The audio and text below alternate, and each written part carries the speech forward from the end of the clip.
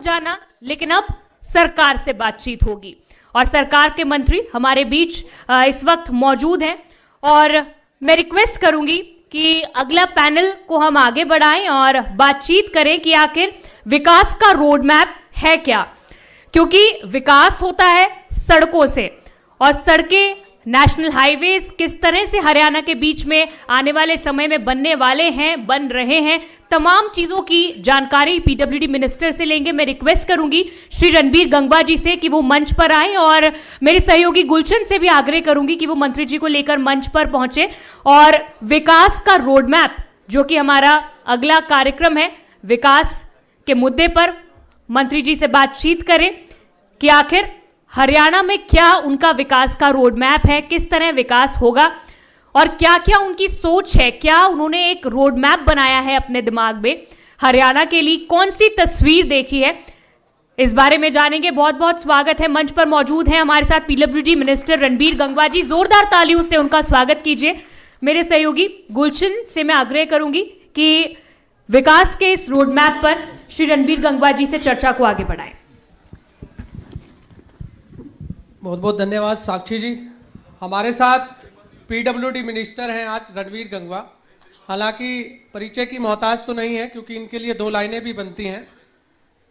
वो लाइनें भी इसलिए हैं कि मेहनत से उठा हूं, मेहनत की कदर जानता हूं, आसमान से ज़्यादा जमीन की कदर जानता हूं।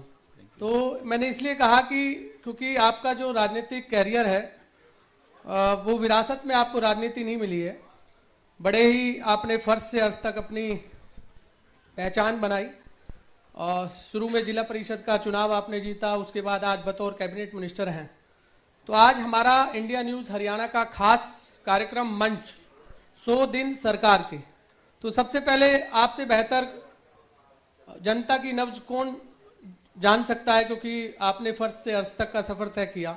तो 100 दिन सरकार पर मंत्री जी किस तरह के रहे, आपको क्या लगता है कि आपके विभाग की अगर हम चर्चा कर लें तो ऐसी क्या उपलब्धि आपने 100 दिन में हासिल की जो जनता को, क्योंकि आपके पास बतौर सड़कों का जाल बिछाने का अहम मुद्दा है और जब सड़कें अच्छी होंगी तो लोग उस पर चल सकेंगे, तो बतौर 100 दिन कैसे रहे आपके अब तक के? धन्यवाद ग्रोवर जी। देखिए, जैसे आपको पता ही है कि भारतीय जनता पार्टी की सरकार लगातार तीसरी बार इस बार बनी है और प्रचंड बहुमत के साथ बनी है, पहले से भी ज़्यादा बहुमत के साथ। जहां इस बात की हमें खुशी है वहीं हमें इस बात का एहसास भी है कि जो विश्वास प्रदेश की जनता ने किया है उस पर हमें खरे उतरना है और इन 100 दिनों के अंदर 100 दिन नहीं, एक एक दिन का हिसाब भी सरकार जो है वो दे सकती है। पहले दिन से ही सरकार जो है एक्टिव मोड में रही। जो हमने अपने संकल्प पत्र के माध्यम से प्रदेश के लोगों से वायदे किए उस पे हमने खरा उतरने का काम किया। पर्टिकुलर आपने पीडब्ल्यूडी की बात की है। इन 100 दिनों के अंदर हमने अनेक कार्य पीडब्ल्यूडी के अंदर भी जो है किए हैं। हमने लगभग 233 करोड़ रुपए की लागत से 544 किलोमीटर की जो रोड्स है उनके रिपेयर करने का काम किया। हमने जो एक आरओबी का उसका उद्घाटन करने का काम किया। अनेक जो हमारे जो भवन बन करके तैयार हुए उनको हमने उद्घाटन करने का काम किया, जनता को समर्पित करने का काम जो है वो किया। और हमने एक संकल्प लिया है, मैंने जैसे ही डिपार्टमेंट संभाला है, कि हम क्वालिटी का काम करेंगे, हमें क्वालिटी के साथ कोई समझौता नहीं करेंगे। मैंने पहले दिन ही ऑफिसर्स की मीटिंग बुला करके ये कह दिया था कि अगर क्वालिटी के अंदर कहीं भी कोई शिकायत आई तो फिर उसके खिलाफ एक्शन लिया जाएगा। इसलिए जो जनता ने हमारे पे विश्वास किया है, हम प्रदेश के अंदर अच्छा इंफ्रास्ट्रक्चर देने का काम करें। आज सौभाग्य है कि आज हर एक जो जिला है वो हाईवे से जुड़ा हुआ है और जो स्टेट की जो रोड है वो भी हम अच्छी दे, क्वालिटी की दे। और हमने, जैसे मैंने कहा कि पहले दिन से ही हमने ऑफिसर्स को कह दिया कि अगर कहीं भी कोई कोताही मिली तो हमने एक्शन लेंगे, और हमने एक्शन लिए हैं। क्वालिटी की आप बात कर रहे हैं मंत्री जी, आप ही के गांव की एक सड़क बन रही थी, करोड़ों रुपए की लागत से वो सड़क बनी और 10 दिन में ही वो सड़क टूट भी गई थी। हालांकि आपने अधिकारियों के ऊपर एक्शन तो लिया, लेकिन जब शुरुआती दौर में आपने बैठक की, आपने कहा कि क्वालिटी की सड़कें बननी चाहिए, उसके बावजूद भी इस तरह की घटिया सामग्री का इस्तेमाल किया गया। तो आगे ऐसा ना हो, इसके लिए आपने किस तरह के अधिकारियों को दिशा निर्देश दिए कि आगे इस तरह से अगर कोई शिकायत मिली तो कार्रवाई जो है इस तरीके से की जाएगी? देखिए ग्रोवर साहब, हमने जैसे कहा कि ये जो काम जो पहले चल रहे थे उन कामों में से है जिस सड़क का आपने जिक्र किया, और हमने तुरंत उसके खिलाफ हमने एक्शन लिया। हमने कोई पेमेंट उस एजेंसी को नहीं की। उस एजेंसी ने कंसेंट दिया है कि हम दोबारा बना देंगे। हमने उसके खिलाफ भी कह दिया कि उसके खिलाफ भी जो है एक्शन लिया जाए। हमने एक और हमारे सामने आई थी, धानसू का जो रोड थी, वो हमारे मामला सामने आया था। हमने तुरंत उसके अंदर एक्शन को, एसडीओ को, जेई को सस्पेंड करने का काम भी किया। हमने जो उसकी जो एजेंसी की जो सिक्योरिटी थी उसको भी जब्त करने का जो है तुरंत उनको निर्देश दिया कि इसकी जब्त कर ली जाए और आगे से इस एजेंसी को काम ना मिले, इसलिए हमने बड़े सख्त इस मामले में निर्देश दिए हैं कि कहीं भी हम कोई भी इस बात को सहन नहीं करेंगे कि कहीं कोई कोताही बरती गई हो। चाहे एजेंसी जो जिम्मेवार होगी तो उसके खिलाफ भी हम एक्शन लेंगे, और जो ऑफिसर जो उनके प्रति जो जवाबदेह होंगे उसके खिलाफ भी हम एक्शन लेकर हम आगे भी इसका एक्शन जो है लेने का काम करेंगे। मंत्री जी, अभी भी हरियाणा की कई ऐसी सड़कें हैं जो टूटी हुई है, क्योंकि चुनाव के दौरान मैंने भी कवरेज की थी, तो अभी भी हमने देखा कि गांवों में कई जगह सड़कें टूटी हुई है। तो आपका क्या विजन है हरियाणा की सड़कों का जाल बिछाने के लिए कि सड़कें टूटी ना हो, बेहतर सड़कें हों? जिस तरह आपने पहले भी कहा था कि हरियाणा की हर गली हो या गांव हो, सड़कें जो हैं वहां बनेंगी, लेकिन अभी भी सड़कों में गड्ढे नजर आते हैं।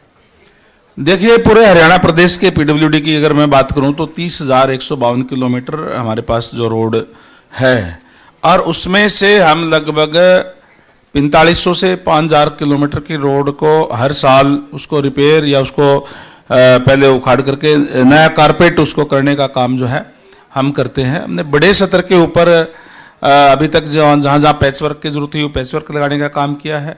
हमने जहाँ जहाँ कोई नए हमारे जो काम चल रहे थे, जो 25 करोड़ रुपए हर विधानसभा के हिसाब से माननीय मुख्यमंत्री महोदय की तरफ से दिशा निर्देश दिए गए थे, उन कामों को हमने पूरा करने का काम किया। काफ़ी हद तक वो पूरे कर लिए गए हैं, और अब नए बजट के अंदर भी हम 5000 किलोमीटर की जो नई कारपेट हम करने का काम करेंगे, ताकि बढ़िया इंफ्रास्ट्रक्चर जो हम देने का काम करेंगे। आप थोड़ा सा वक्त और दें, आपको कहीं भी कोई जो रोड जो टूटी हुई नहीं मिलेगी। हर जगह आपको हरियाणा के अच्छे रोड आपको जो है देखने को मिलेंगे। और इसके अलावा भी हमने केंद्रीय मंत्री नितिन गडकरी जी से भी मुलाकात की, माननीय सीएम साहब के साथ मैं भी गया, और जहाँ जहाँ शहरों के अंदर कहीं रिंग रोड की ज़रूरत है, कहीं और हाईवे बनाने की ज़रूरत है, उस पर भी उन्होंने सहमति देने का काम किया है। आज प्रदेश के अंदर डबल इंजन की सरकार है, निश्चित तौर पर इसका लाभ प्रदेश को मिल रहा है, और एक अच्छी कनेक्टिविटी पूरे हरियाणा प्रदेश के अंदर होगी, और जो जरूरत और भी है उसको भी हम कदम उठाने का काम करेंगे। अब तो डबल इंजन की सरकार दिल्ली में भी बन गई है आपकी। बिल्कुल, निश्चित तौर पर मैं आपके चैनल के माध्यम से भी बधाई देना चाहूँगा दिल्ली की जनता को, और हमारे देश के यशस्वी प्रधानमंत्री नरेंद्र भाई मोदी जी को, जिनके नेतृत्व के अंदर एक प्रचंड बहुमत के साथ दिल्ली के अंदर सरकार बनी है। दिल्ली देश की राजधानी है, और लंबे समय तक आम आदमी पार्टी की सरकार वहाँ थी। जो वायदे उन्होंने किए थे उस पर वो विफल रहे। जिस कांग्रेस के साथ उन्होंने जिसके खिलाफ आंदोलन करके कि हमें कांग्रेस ने के घपले और घोटाले करने का काम किया, उससे वो पार्टी का जन्म हुआ। और आज वो स्वयं जिस तरीके से करप्शन के अंदर केजरीवाल जी भी, उनके मंत्रिमंडल के सदस्य भी, और प्रजातंत्र है, प्रजातंत्र में लोग फैसला करते हैं। लोगों ने इस बात का फैसला किया कि आप गलत थे और उनको बाहर करने का काम किया। और लगातार जो आदरणीय नरेंद्र भाई मोदी जी के नेतृत्व के अंदर जो देश की सरकार चल रही है, जहां जहां भी भारतीय जनता पार्टी की सरकार चल रही है, उस पर मोहर लगाने का काम वहां की प्रदेश की जनता ने भी किया है और दिल्ली की जनता ने भी करने का काम किया है। केजरीवाल तो कह रहे थे कि यमुना में जहर मिलाने का काम भी आपने किया है।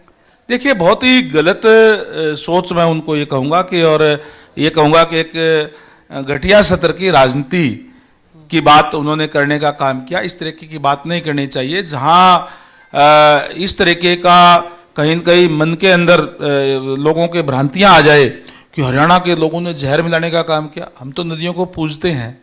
यमुना हमारे लिए केवल नदी नहीं, आस्था का प्रतीक है। और उसके अंदर उन्होंने कहा कि जहर मिलाने का काम किया। जहां से हरियाणा पानी देता है, हमारे माननीय मुख्यमंत्री नायब सैनी जी स्वयं जाकर के वहां पर पानी पिया और उन्होंने कहा कि हम ये पानी पीते हैं और आपकी जहां दिल्ली के अंदर जो यमुना है उसके अंदर आप नहा करके दिखा दीजिए। अपना दोष दूसरे पे डालना, ये केजरीवाल जी की नीति थी और लोगों ने उस बात को देखा, क्योंकि अपना ना तो वो ठीक तरीके से पानी का मैनेजमेंट कर पाए, ना उसको यमुना को सफाई रखने की व्यवस्था कर पाए, और वो अपने मिशन के अंदर फेल होकर के हरियाणा सरकार के ऊपर उन्होंने जो है लांछन लगाने का काम किया। और दिल्ली की जनता ने भी उसको देखा और उनको सबक सिखाने का काम दिल्ली की जनता ने किया। आपके पास दो अहम मंत्रालय हैं। पीडब्ल्यूडी की तो हमने बात की, लेकिन पब्लिक हेल्थ भी एक मेन जो है हम कहेंगे विभाग आपके पास है। हर घर नल से जल पहुंचे, इसकी क्या प्लानिंग आपके पास है? अभी क्या आपको लगता है कि हर गांव में हर नल में जल इस समय है? देखिए, माननीय प्रधानमंत्री जी का नारा है कि हर घर में नल और नल में स्वच्छ जल। हम उस नारे को साकार करने का काम कर रहे हैं।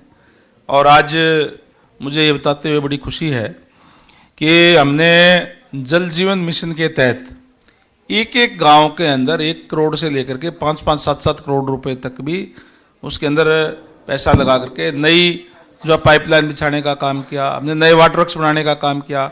जहां वाटर टैंक बनाने की जरूरत थी वहां वाटर टैंक जो है नए बनाने का काम किया। और जहां नई आबादी बढ़ जाती है गांव के अंदर, वहां भी और पाइपलाइन बिछाने की जरूरत होती है, वहां नई पाइपलाइन बिछाने का काम भी हमने किया। और हमारा ये मिशन है कि हम हर घर के अंदर नल पहुंचा करके उसमें स्वच्छ जल देने का काम करेंगे। उसके लिए हमने अनेक कदम उठाने का काम किया है। हमने प्रदेश के अंदर 20 घर या 100 की आबादी या 100 या उससे ज्यादा की आबादी हो या कम से कम 20 घर हो, वहां तक हमने हर घर तक जो है वो नल पहुंचाने का काम किया है। अगला हमारा टारगेट ये है कि जो वहाँ 100 से कम आबादी हो और 20 घरों से भी कम लोग जहाँ रहते हों, वहाँ तक भी उन ढाणियों के अंदर भी हम पानी पहुंचाने का काम करें ताकि लोगों को पीने के पानी की कोई दिक्कत परेशानी जो है वो ना हो। हरियाणा के अंदर 7,299 गांव हैं, जिसमें से लगभग 40% जो है वो नहरी पानी से जो है वो आपूर्ति होती है, जल आपूर्ति होती है। बाकी जगह पे ट्यूबवेल लगा करके ट्यूबवेल की पानी से हम आपूर्ति करने का काम जो है गाँव के अंदर करते हैं। और हमने इन 100 दिनों के अंदर भी अनेक जगह पे हमने नई पाइपलाइन बिछाने का भी काम किया है, हमने नए ट्यूबवेल लगाने का भी काम किया है ताकि लोगों को कोई दिक्कत परेशानी कई इलाके ऐसे भी हैं अभी जो डार्क जोन में हैं, क्योंकि अगर दक्षिणी हरियाणा की बात कर ले तो कई इलाके जो डार्क जोन में हैं, उनके लिए भी क्या आपकी प्लानिंग है कि पानी मिल सके लोगों को? मैं धन्यवाद करूंगा हमारे पूर्व मुख्यमंत्री आदरणीय मनोहर लाल जी का, जिन्होंने जहाँ पे दक्षिण हरियाणा की बात आपने की, जहाँ तक पानी गया नहीं था वहाँ तक भी उन्होंने पानी पहुँचाने का काम किया है नहर का। और हम कोशिश करेंगे कि जहाँ जहाँ भी नहर का पानी पहुँच गया है वहाँ वहाँ हम नहरी पानी की भी जो है आपूर्ति देने का काम लोगों को जो है वो करेंगे। इसके अलावा भी हमने जो हरियाणा प्रदेश के अंदर जितने 10,000 या उससे ऊपर की आबादी के जो गांव हैं उनको महाग्राम योजना के अंदर लेने का काम किया है। हमने चिन्हित किए हैं ऐसे गांव, लगभग 144 गांव हमने चिन्हित किए हैं जो जिनकी आबादी 10,000 या उससे ऊपर है। और उसमें से 16 गांवों के अंदर अब काम बड़ी गति से चल रहा है, बहुत कम उसका काम रह गया, कंप्लीट होने को है। 5 गांवों के अंदर कंप्लीट हो भी चुका है महाग्राम का, जिसके अंदर हम 40 लीटर पर कैपिटा के हिसाब से हम जो पानी देते हैं, सीवरेज की व्यवस्था देते हैं, ताकि जो सुविधाएं जो शहर के अंदर लोगों को मिलती है वो भी गाँव के अंदर मिल सके। इस बात के लिए हमने महाग्राम योजना चला करके और महाग्राम गाँवों के अंदर भी वो सारी सुविधाएं देने का काम किया है। और उसके अंदर सीवरेज भी हम देते हैं, नया वाटर भी बनाते हैं, पानी की व्यवस्था भी ज़्यादा करने का काम करते हैं, ताकि जो लोग गांव से शहर की तरफ भागते हैं वो गांव के अंदर ही रह करके उनको सारी सुविधाएं जो है वो दी जा सके। इसमें लगभग 34 गाँव पे अभी जो है और हमने उस पर मंजूरी हो गई है, उसके आने वाले दिनों के अंदर उसमें भी काम शुरू हो जाएगा। और धीरे धीरे हमारा टारगेट है कि हम इस जो 5 साल है इसके अंदर हम इन सारी जो गांव है उनको महाग्राम वाले उनको महाग्राम योजना के अंदर ला करके उसके अंदर वो सारी सुविधाएं लोगों को देने का काम करें, सीवरेज की, पानी की जो है पूरी अच्छे व्यवस्था दे करके लोगों को सारी वो सुख और सुविधाएं हम दें। हरियाणा में जब तीसरी बार आपकी सरकार बनी और हमने देखा अब दिल्ली में भी आपकी सरकार बनी है, तो लगातार कांग्रेस जो है वो ईवीएम पर सवाल उठा रही है। आज कांग्रेस का एक डेलीगेशन राज्य चुनाव आयोग से मिल रहा है और ईवीएम से नहीं बैलेट पेपर से चुनाव होने चाहिए, बार बार ये मांग भी कर रहा है। तो अगर आपको लगता है कि ईवीएम, जिस तरह आरोप कांग्रेस लगा रही है कि ईवीएम से बीजेपी जीत रही है, ईवीएम में गड़बड़ी होती है, आपने भी देखा जो आरोप प्रत्यारोप लगे, तो इस आरोप प्रत्यारोप को आप कैसा देखते हैं कांग्रेस के जो लगातार ईवीएम पर सवाल खड़ा कर रहे हैं? देखिए, कांग्रेस को भी अच्छी तरीके से पता है कि ईवीएम में कोई गड़बड़ नहीं है। वो जा रहे हैं आज चुनाव आयोग के पास, वो इसलिए नहीं जा रहे हैं कि ईवीएम में गड़बड़ है, वो इसलिए जा रहे हैं कि आगे की प्लानिंग बना करके चुनाव के बाद में हमने ईवीएम पे ठीकरा फोड़ना है। क्योंकि जिस तरीके का माहौल है, आपने देखा कि पूरे प्रदेश के अंदर भारतीय जनता पार्टी की लहर है। क्योंकि जिस तरीके से भारतीय जनता पार्टी ने ट्रांसपेरेंसी से काम किया है, बिना भेदभाव के युवाओं के साथ जो है न्याय करने का काम किया है, इसलिए आज भारतीय जनता पार्टी के साथ प्रदेश के लोग हैं। और निश्चित तौर पर मैं ये कह सकता हूं कि इस जो निकाय चुनाव के अंदर हम सिंबल पे चुनाव लड़ा रहे हैं और हमारे उम्मीदवार सारे के सारे जीत करके आएंगे। कांग्रेस का कहीं कोई खाता भी नहीं। इसलिए निकाय चुनाव से पहले ही कांग्रेस कह रही है ना कि बैलेट पेपर पे कांग्रेस पार्टी के साथियों से मैं कहना चाहूंगा कि आप ईवीएम पे ठीकरा फोड़ने की बजाय, ईवीएम से गड़बड़ नहीं होती।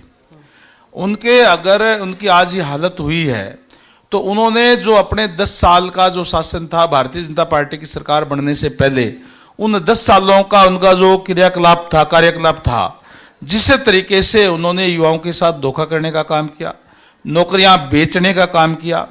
ये अगर विकास कार्यों की कोई बात थी तो केवल और केवल एक क्षेत्र ही उनको दिखाई दिया।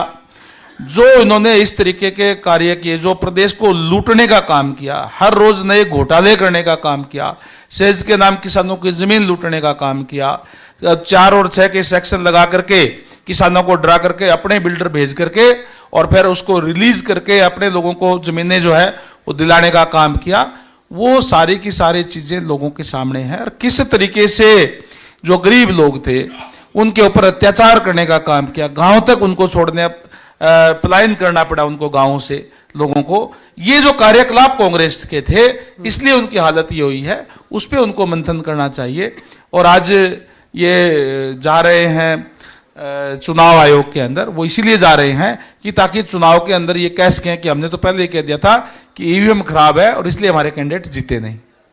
बरवाला सीट आपके लिए पहली विधानसभा सीट थी जहां से आप चुनाव लड़े।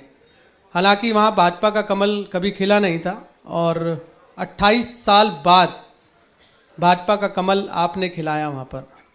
कितनी बड़ी चुनौती रही आपके लिए कि नलवा सीट से फिर बरवाला सीट पर चुनाव लड़ना और फिर फतेह भी करना, कमल खिलाना, तो कितनी बड़ी चुनौती आपके सामने आई? देखिए, बिल्कुल निश्चित तौर पर आपने कहा कि जब नई जगह जाते हैं तो चुनौती तो होती है।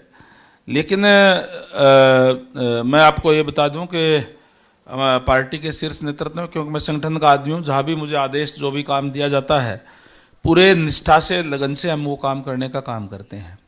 मैं धन्यवाद करूंगा आपके चैनल के माध्यम से भी बरवाड़ा की जनता का कि केवल 2 दिन पहले मुझे यह कहा गया कि आपको नड़वा की बजाय बरवाड़ा से चुनाव लड़ना है, और साथ में एक जिम्मेदारी भी दी गई कि जहां आपको नड़वा से जहां बरवाड़ा में कमल खिलाना है वहीं नड़वा का बरकरार भी आप लोग आपके माध्यम से, आपके सहयोग से वो रखना है। और मैं धन्यवाद करूंगा बरवाड़ा के जनता का भी कि जिन्होंने जाते ही, और जहां कभी कमल खिला नहीं था वहां थोड़ा नहीं 27,000 वोटों से उन्होंने मुझे जिताने का काम किया। और मुझे इस बात की एहसास भी है, जहां इतनी बड़ी जीत की खुशी है वहीं मुझे इस बात की मुझे और ज़्यादा जिम्मेदारी भी मेरी है कि उन लोगों ने जिस विश्वास के साथ मुझे यहाँ भेजने का काम किया है, मैं उनके विश्वास पे कायम रह करके वो कार्य कर सकूँ। और लगातार पहले दिन से ही मैंने, चाहे बरवाड़ा के अंदर, चाहे वो वहाँ के सीवरेज व्यवस्था की दिक्कत की परेशानी थी, चाहे वो वहाँ पे कुछ एक जो मालिकाना हक की बड़ी दिक्कत है, बरवाड़ा के अंदर मैं कहूँ जिस तरीके का कस्बा है उस तरीके के विकास वहाँ नहीं हो पाया, और बहुत ज़्यादा विकास करने की वहाँ ज़रूरत है। हमने वो तमाम कार्यों पे उस पर जो है वो शुरुआत कर दी है। इसके साथ साथ मैं नड़वा की जनता के भी धन्यवाद करूँगा कि जहाँ जहाँ भी मैं गया और वहाँ एक तरफा उन्होंने वोट डाल करके हमारे नड़वा से भी जो है, जो मुझे जिम्मेदारी दी गई थी पार्टी हाईकमांड की तरफ से कि वहाँ भी आपको कमल जो है बरकरार रखना, वो भी बरकरार रखने का काम उन्होंने किया। बहुत बहुत धन्यवाद मंत्री जी, आपने समय दिया इंडिया न्यूज के खास कार्यक्रम मंच पर, और इसी तरह से हम आगे उम्मीद करते हैं। और हरियाणा की जनता को भी आपसे उम्मीदें हैं कि हरियाणा की जो सड़कें हैं वो अच्छी खासी होनी चाहिए, ताकि लोग जो हैं उन सड़कों वाली गड्ढों पे ना चलकर एकदम स्मूथ सड़कों पर चलें। बहुत बहुत धन्यवाद सर। बिल्कुल, धन्यवाद जी, नमस्कार। बहुत शुक्रिया गुलशन। मैं रिक्वेस्ट करूंगी सुनील ठोलिया जी से कि वो मंच पर पहुंचे। मंत्री जी 1 मिनट। मैनेजिंग डायरेक्टर हैं केबिनटेक प्राइवेट लिमिटेड, और बहुत अच्छा काम कर रहे हैं ये टेक्नोलॉजी के क्षेत्र में भी, और किसानों को डिजिटलाइजेशन से जोड़ रहे हैं। और हमारे कार्यक्रम से जुड़ने के लिए भी सुनील ठोलिया जी आपका धन्यवाद। और मंच पर वो पहुंच रहे हैं और उनका सम्मान करेंगे पीडब्ल्यूडी मिनिस्टर श्री रणबीर गंगवा जी। और अगर सुनील ठोलिया जी के बारे में आपको मैं बताऊं, जो कि मैनेजिंग डायरेक्टर है केबिनटेक प्राइवेट लिमिटेड के, ये ऐसे इलेक्ट्रॉनिक प्रोडक्ट बना रहे हैं हिसार हरियाणा में, जिससे कि खेत में मोटर या फिर जो वाटर सप्लाई है इसे ऐप के माध्यम से चलाया जा सकता है। और आज हजारों किसान हरियाणा में इस ऐप का, इस टेक्नोलॉजी का इस्तेमाल कर रहे हैं, और करोड़ों लीटर पानी और बिजली की बचत इस ऐप के माध्यम से हो रही है। बहुत बहुत शुक्रिया आपका डिजिटलाइजेशन की ओर आगे बढ़ने के लिए, और किसानों के लिए दोनों ही बिजली पानी की बचत करने के लिए, और इंडिया न्यूज के कार्यक्रम मंच से भी जुड़ने के लिए आपका शुक्रिया। मैं रिक्वेस्ट करूंगी गुलशन से भी कि मंत्री जी का भी सम्मान करें। आई रिक्वेस्ट आईटीबी नेटवर्क के कंसल्टिंग एडिटर अमित आर्या जी से भी कि वो मंच पर पहुंचकर मंत्री जी का सम्मान करें, शॉल भेंट कर उनका शुक्रिया करें कि वो अपना कीमती समय निकाल कर इस मंच कार्यक्रम में हम सभी के बीच पहुंचे, अपनी बात रखी, और विकास का जो रोड मैप है उससे सभी हरियाणा की हमारी जनता को आज रूबरू करवाया। सरकार के 100 दिन का आकलन हम सभी के समक्ष किया, और सभी सवालों का बेबाकी के साथ जवाब भी दिया। जोरदार तालियों के साथ स्वागत कीजिए। बहुत बहुत शुक्रिया। श्री रणबीर गंगवा जी पीडब्ल्यूडी मिनिस्टर हमारे बीच थे, और विकास का रोड मैप विषय पर हम सभी से बातचीत कर रहे थे। और चलिए, हमारे इस खास कार्यक्रम मंच, जो कि हरियाणा का सबसे बड़ा मंच है, लगातार सजा हुआ है, और बड़ी बड़ी हस्तियां, हरियाणा की दिग्गज हस्तियां राजनीति जगत से जुड़ी हुई हमसे एक एक कर मिल रही हैं। सभी का समावेश एक साथ एक मंच पर करने की कोशिश हमने आज इस मंच कार्यक्रम के माध्यम से की है। और चलिए, इसी कड़ी